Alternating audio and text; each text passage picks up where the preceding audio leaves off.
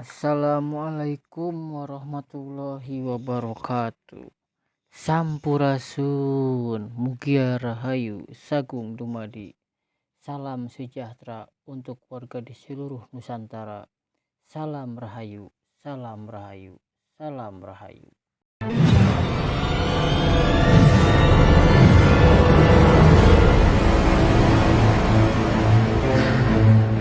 Kami dari tim redaksi Kumalawangi Channel memohon izin dan memohon restu kepada sesepuh, bini sepuh dan seluruh leluhur di tanah Pasundan, Jawa Barat.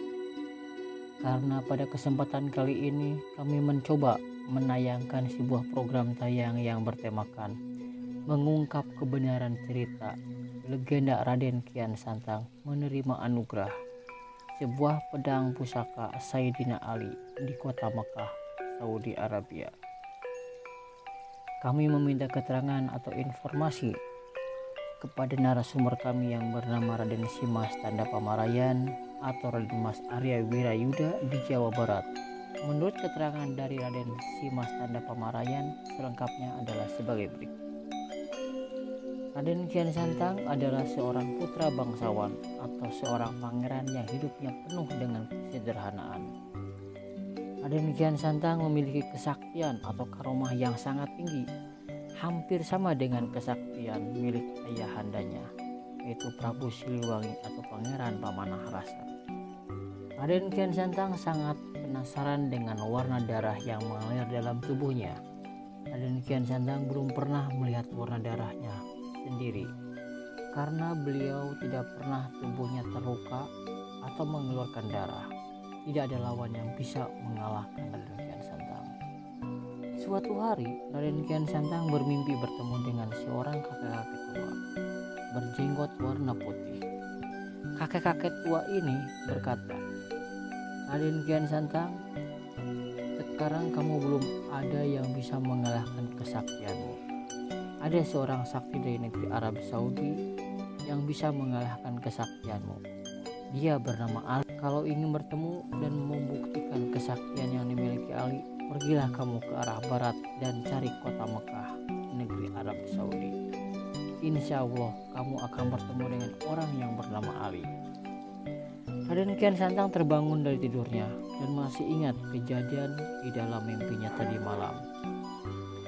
Mimpi yang sama yang dirasakan oleh Raden Kian Santang selama 3 hari 3 malam. Pada tahun 1348 di usia ke-33 tahun, Raden Kian Santang bertekad untuk pergi ke kota Mekah, Arab Saudi. Raden Kian Santang ingin membuktikan kebenaran kejadian yang ada di dalam mimpinya.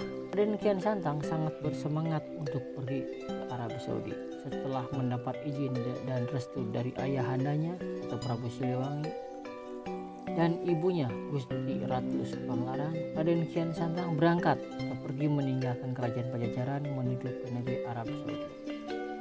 Dengan ilmu kesaktiannya atau ilmu tapak sancang, Raden Kian Santang berlari dan berjalan di atas udara seperti terbang, sehingga hanya dalam waktu singkat kurang lebih 30 hari Raden Kian Santang tiba di negeri Arab Saudi. Sebelumnya Raden Kian Santang singgah dulu di negeri Mesir dan mendapat halangan atau rintangan dari makhluk gaib dari bangsa jin. Karena Raden Kian Santang memiliki kesaktian atau karomah yang sangat tinggi, sehingga lawan-lawannya dari bangsa jin dapat dikalahkan oleh Raden Kian Santang. Setelah tiba di negeri Arab Saudi, di sebuah tempat atau gurun pasir, Raden Kian Santang bertemu dengan kakek-kakek tua yang mirip wajahnya dengan kakek-kakek tua yang ada di dalam mimpinya. Kakek-kakek tua ini menyambut Raden Kian Santang dengan mengucapkan salam. Berikut isi percakapan kakek tua. "Assalamualaikum warahmatullahi wabarakatuh. Selamat datang Raden Kian Santang di negeri Arab Saudi. Bagaimana perasaanmu Raden selama perjalanan menuju Arab Saudi ini?" Raden Kian Santang menjawab, "Waalaikumsalam warahmatullahi wabarakatuh. Alhamdulillah, perasaan saya sangat bahagia dan bersyukur kepada Allah Subhanahu wa Ta'ala karena saya selalu mendapat perlindungannya." Kemudian kakek tua itu siapa yang kamu cari di negeri ini, Raden Kian Santang? Raden Kian Santang menjawab, saya selama 3 hari 3 malam selalu bermimpi bertemu dengan Anda, kakek tua. Saya mencari orang yang bernama Ali. Kakek tua menjawab, mari saya antar untuk bertemu dengan seorang yang bernama Ali. Sebelum kamu bisa bertemu dengan Ali, kamu harus berganti nama menjadi Galantang Setra. Galantang berarti berani, Setra bersih berarti bersih atau suci. Raden Kian Santang, alhamdulillahirabbil alamin. Akhirnya saya bisa bertemu dengan saudara Ali. Raden Kian Santang berjalan beriringan dengan kakek tua ini. Di tengah perjalanan, kakek tua ini teringat dengan tongkatnya yang tertinggal di balik bukit turun pasir, tempat pertama bertemu dengan Raden Kian Santang tadi. Kakek tua, astagfirullahaladzim, tongkat saya ketinggalan di tempat tadi, Raden Kian Santang. Galantang Setra, minta tolong Galantang Setra, ambilkan tongkat saya yang ketinggalan di tempat kita bertemu tadi. Raden Kian Santang menjawab, baiklah, saya akan ambilkan tongkat kakek tadi. Tunggulah di sini sebentar.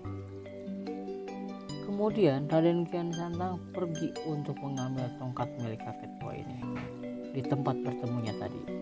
Setelah sampai di tempat pertemuan tadi, Raden Kian Santang melihat ada sebuah tongkat tertancap di atas gurun pasir.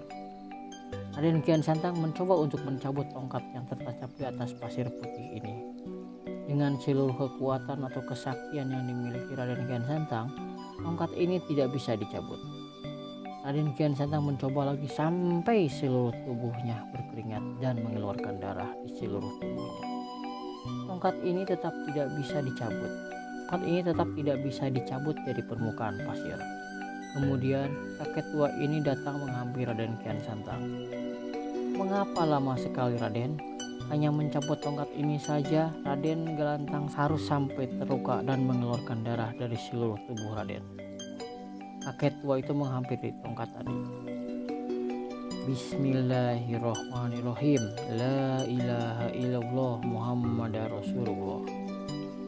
Tongkat yang tertancap tadi bisa diambil dengan mudah tanpa mengeluarkan tenaga sama sekali. Raden Kian Santang bertanya, Masya Allah, kakek kok bisa mencabut tongkat ini dengan mudahnya? Kakek tua menjawab, hehehehe, itulah pertolongan dari Allah Subhanahu wa Ta'ala.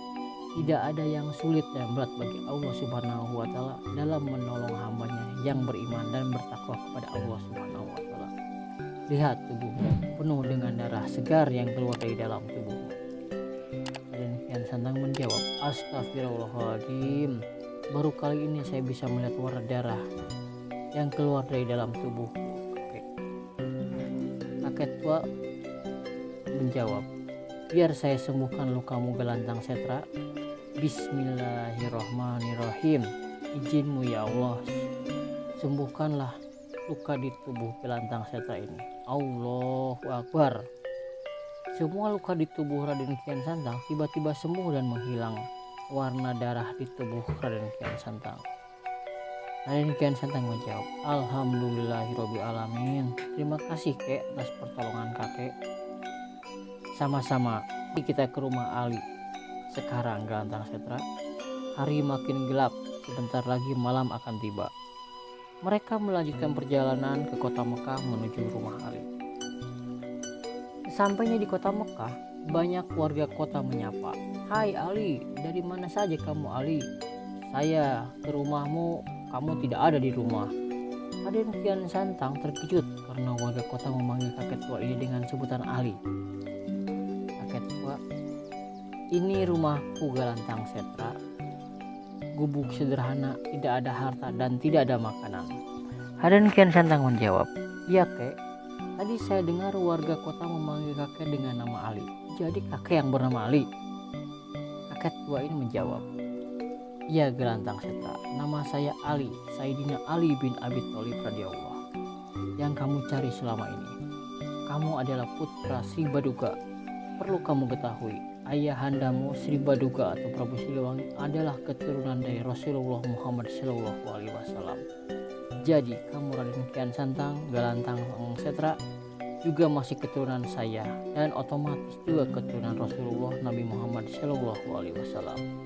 Kamu pantas untuk mewarisi senjata pusaka milik saya, Sayyidina Ali. Ini pedang pusaka Sayyidina Ali.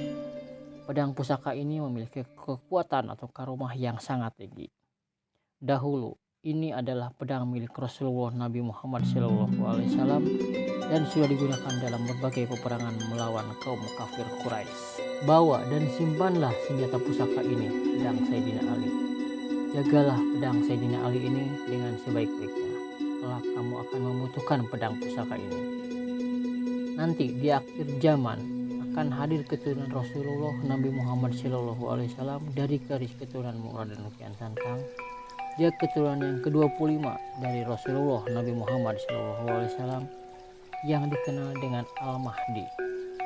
Pedang pusaka inilah yang akan digunakan oleh Al-Mahdi untuk mengalahkan Dajjal, anak iblis di akhir zaman nanti. Raden Kian Santang menjawab, Alhamdulillahirobbilalamin. Terima kasih Eyang atas pemberian atau hadiah anugerah pedang pusaka ini.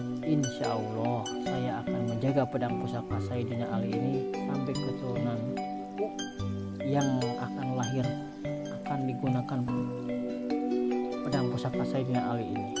Saya mohon pamit dahulu Eyang Sayyidina Ali. Saya akan pulang ke tanah Pasundan atau Pulau Jawa dan akan membantu menyebarkan ajaran agama Islam di Pulau Jawa. Wassalamualaikum warahmatullahi wabarakatuh. Ketua menjawab, Waalaikumsalam warahmatullahi wabarakatuh. Hati-hati Raden Kian Santang. Demikianlah isi keterangan dari narasumber kami Raden Simas Tanda Pamarayan mengenai cerita atau legenda Raden Kian Santang mendapatkan anugerah pedang pusaka Sayyidina Ali di negeri Arab Saudi. Pedang pusaka Sayyidina Ali masuk ke dalam tubuh Raden Kian Santang sampai sekarang. Kami dari tim redaksi memohon maaf yang sebesar-besarnya apabila ada kesalahan atau kekurangan dalam penulisan naskah cerita atau legenda itu. Sampai jumpa di program tayang kami selanjutnya. Akhirul kalam, wassalamualaikum warahmatullahi wabarakatuh. Salam sejahtera untuk semuanya. Salam rahayu, salam rahayu, salam rahayu.